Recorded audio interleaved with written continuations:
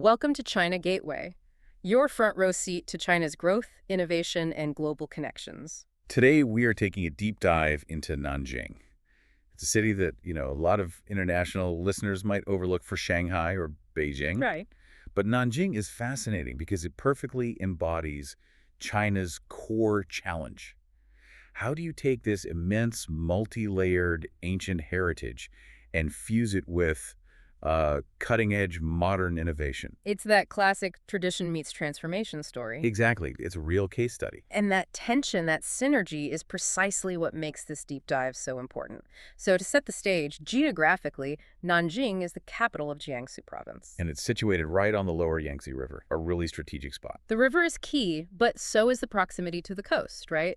It's only about 300 kilometers west of Shanghai. Which, in modern China, is basically next door. Yeah, that distance is almost irrelevant now. We're talking a smooth, convenient one-hour ride on the high-speed train. You could commute. You absolutely could. And that places Nanjing as a crucial pillar of the Yangtze River Delta region. Which is arguably one of the most dynamic and economically vital zones on the entire planet. Without a doubt. Its placement there determines its whole role in national logistics and, critically, in the talent pipeline for that whole region. Before we dig in, we should probably do a quick scale check. It's easy to think of a historical town, but that's not what this is. Not even close. Forget that idea. Nanjing is a true metropolis. It's the second largest city in East China, right behind Shanghai, with a population of over 9 million people. 9 million.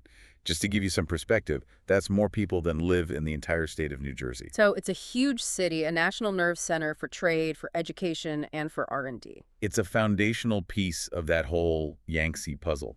So if we want to understand modern China, you kind of have to understand the foundations. Okay, so let's start right there, with the weight of that history. The history is, well, it's unavoidable. It Yeah. defines everything. Nanjing is one of China's 4 great ancient capitals. So it was the national capital at various points. Yes, most notably during parts of the Ming Dynasty, and then later as the capital of the Republic of China. And what I find so incredible is that this history isn't just in textbooks, it's physically there. You see it. I mean, the Ming-era city wall. It's a global landmark. It's not just some remnant. And we're not talking about a small section either. It's something like 25 kilometers of the original wall, still standing. 25 kilometers. A continuous, massive stone structure. That makes it one of the longest, oldest surviving city walls in the world. That scale just tells you everything about its historic importance. It really does. It tells you about the resources poured into it, how vital it was. It was a city built for permanency. And that legacy of permanence, it carried over into the culture, didn't it? Absolutely. Culturally, it was a crucible. During the Tang and Song dynasties, this was where China's most celebrated poets and scholars gravitated. The intellectual center. And later, it became the hub for the imperial examinations in the Jiangnan region. That's the key insight. If you wanted to succeed in classical China, to climb that ladder, you essentially had to pass through Nanjing. You had to prove your intellectual merit there. And that centuries-long emphasis on scholarship, it didn't just disappear. It laid the groundwork for its modern identity. Which is this identity as a national scientific and education center. I've heard it called the Boston of China. It's a very apt comparison. And when you look at the raw numbers, it really makes sense. Nanjing has an astonishing 41 higher education institutions. 41. And they're educating over 600,000 university students at any given time. Wow. That's an intellectual volume that guarantees a massive perpetual flow of fresh talent every single year. But it's not just the students, it's the research infrastructure behind them. We're talking about, what, 540 research institutes? Around 540, yeah. Yeah. Employing over 500,000 dedicated research personnel. 500,000 researchers in one city. It's hard to visualize that scale. It creates something really unique. A very stable, high-quality talent pipeline that's focused on deep science, advanced engineering, and long-term research. So that's the connection. The historical tradition of scholarship translates directly into modern R&D stability. Precisely. So what does this mean for business strategy? Is there a risk that by focusing so heavily on this deep, stable science, Nanjing misses out on the fast-moving venture capital that drives a city like Shenzhen? That's a great question, but I'd say no, because it's intentionally playing a different game. A different role in the ecosystem. Exactly. This dense academic environment, it guarantees industrial strength based on stability and expertise. It's not the hyper-fast startup culture of Shenzhen. Right. Nanjing provides that steady, long-term scientific backbone for massive corporations that need consistency and deep institutional knowledge. So it's the place you build a multi-decade R&D project, not where you launch a 6-month app. That's a perfect way to put it. Now let's look at the economic scale that this intellect is powering. Nanjing consistently ranks among China's top 10 cities by GDP. It generates around 1.85 trillion RMB annually. For our listeners, that's comparable to about 260 billion US dollars. The economic weight of a significant European country, all in one metro area. And traditionally, that strength came from heavy industry steel, petrochemicals, electronics, auto manufacturing. Those are still the backbone. But it's clearly matured beyond that. Oh, profoundly. Today, the service sector, we're talking banking, tourism, logistics, makes up almost 2/3 of the economic output. Yeah. It's not just a factory city anymore. But the global economy demands growth, not just stability. So now we're seeing this aggressive pivot into high-growth industries. A massive pivot. They're pushing hard into integrated circuits, or ICs, advanced biomedicine, smart grid tech, and new energy vehicles, NEVs. That NEV focus seems huge. They have a stated ambition to be among China's top EV producers by 2025. And that kind of targeted focus attracts serious government resources and global attention.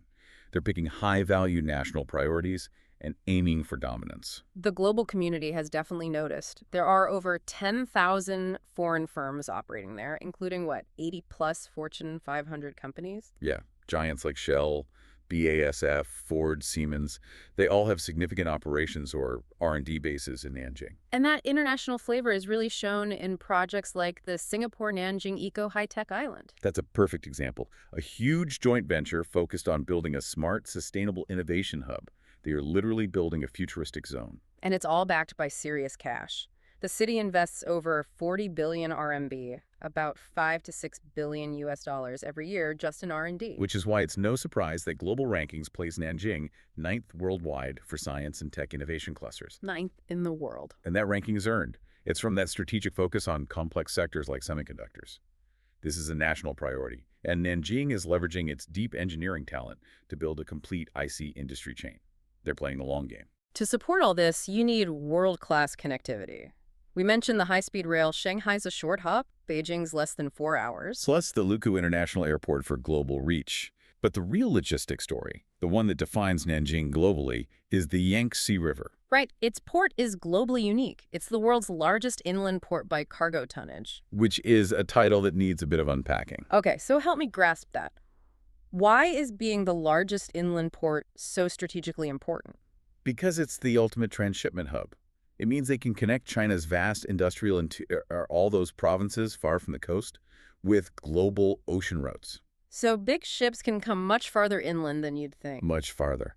Nanjing can handle deep draft ocean-going vessels, some drawing up to 11.8 meters. An 11.8-meter draft means you're talking about large container ships, not just river barges. Exactly. Massive ships come inland, offload in Nanjing, and then the cargo is distributed by smaller vessels, rail, or truck into the interior.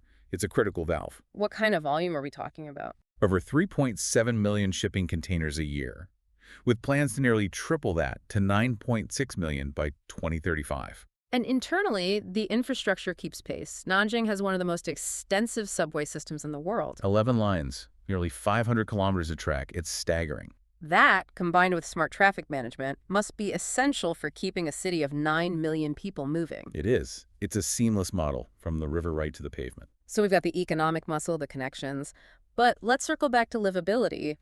Does all this industry and logistics make the city feel frantic? You know, it's quite the opposite. And this is one of Nanjing's key competitive advantages. Really? It's consistently described as being greener and far more relaxed than the intense pace of Beijing or Shanghai. The livability is very high. And they've obviously invested heavily in urban quality. Huge investments. Air quality is up dramatically. Over 85% of days are rated good now. And green spaces like the iconic Purple Mountain are central to the city's identity. So you have an escape from the urban pressure. An immediate escape. Plus, the cost of living is generally cheaper than in first-tier cities, which is a huge draw for talent and supports a growing expat community. It's that sweet spot. Big city opportunities with a more approachable, historically grounded pace of life. That's it, exactly. So this high livability, this specialized focus, how does Nanjing stand out from its regional neighbors? Let's start with, say, Hangzhou, home of Alibaba, the e-commerce capital. They serve totally different functions. Hangzhou is all about speed, consumer tech, fast venture capital cycles. You go there to scale an app. And Nanjing? Nanjing is about deep science and advanced R&D. You go to Nanjing to establish an R&D center that needs decades of stability. Okay, and compared to Suzhou, which is a massive manufacturing and export engine right next door? Suzhou is a pure manufacturing powerhouse. But Nanjing, as the provincial capital, provides the administrative and academic ecosystem for that whole region. It's the brain, the command center. So the analogy of Nanjing being to Shanghai what Kyoto is to Tokyo is actually pretty good. It's very apt. A former capital that retains this unique cultural legacy, offering steady, substantial progress over flashy hypergrowth. And that steady progress seems to define its future. Their goal is to become a city driven by scientific innovation, with targeted investment in NEVs, semiconductors, and biotech. And for any international company listening, we have to highlight the Jiangsu Free Trade Zone, the FTZ, which has a significant section in Nanjing. This isn't just a label, right? It has tangible benefits. Very tangible. Easier entry, reduced taxes on high-tech imports, better operating conditions. It's a massive government-backed incentive to set up shop there. But ultimate success still hinges on that massive talent pool, the 600,000 students, the 500,000 researchers. Exactly. The key challenge and the opportunity is convincing that immense intellectual capital to stay in Nanjing, to build the next generation of industry right there. Instead of being pulled away by the financial gravity of Shanghai or Shenzhen. And that brings us to our final thought. So what does this all mean for the decision makers listening to this? Well, you consider Nanjing's lower operational costs, its unmatched academic talent base, focused on deep tech, and its aggressive government support in key sectors. It's a unique offering. A different kind of value proposition. Right. So you have to ask yourself, if you were launching an enterprise that required stability and deep engineering expertise, would you choose Nanjing over a hub known for faster, maybe more volatile growth like Shanghai? Does the steady, highly educated hand of this ancient capital appeal more to your business goals? It's definitely a question worth pondering. A very strategic one. Thank you for joining us on this deep dive into the city of Nanjing. We appreciate you trusting us with your time and attention. This is China Gateway, and we will see you next time, right here where China meets the world.